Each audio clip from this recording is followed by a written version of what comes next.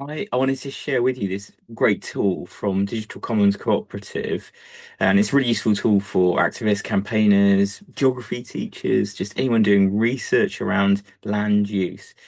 So they're a kind of, I guess, like digital organization doing loads of coding and helping to bring data kind of into a space that's much easier for people to use. And they've got this tool called Land Explorer. And what it does is brings together loads of different databases, but one of the ones that's really interesting is the one around the land registry in the UK. So you can click on in the map viewer, loads of different tabs of data that you could look at. Historic map, flood map could be an interesting one. Things about soils, greenbelt, brownfields.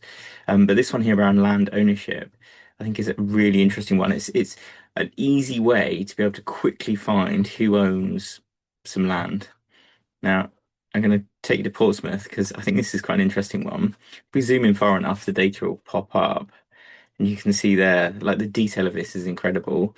And what we can do is click on a parcel of land. So let's take this cemetery. You can see it's owned by Portsmouth City Council. And what this tool allows you to do is to click on Show More, check for other properties, and it will bring up all the other properties owned by that organization.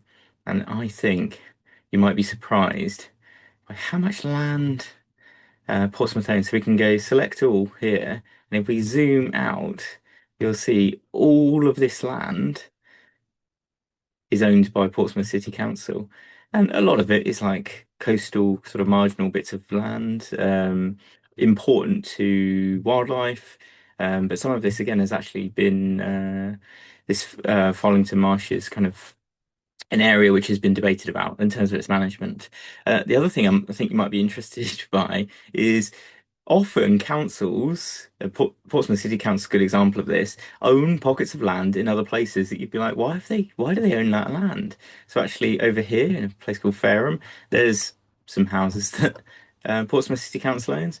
And also if you get all the way to, where is it? Southampton Airport, a couple of parcels of land they own over there too. I think another good one to have a look at, if we clear that one, is Brighton. I think they're another council that I think you'd be surprised how much land they actually own. See if we can find Brighton and Hove City Council. And let's see how much other land they own.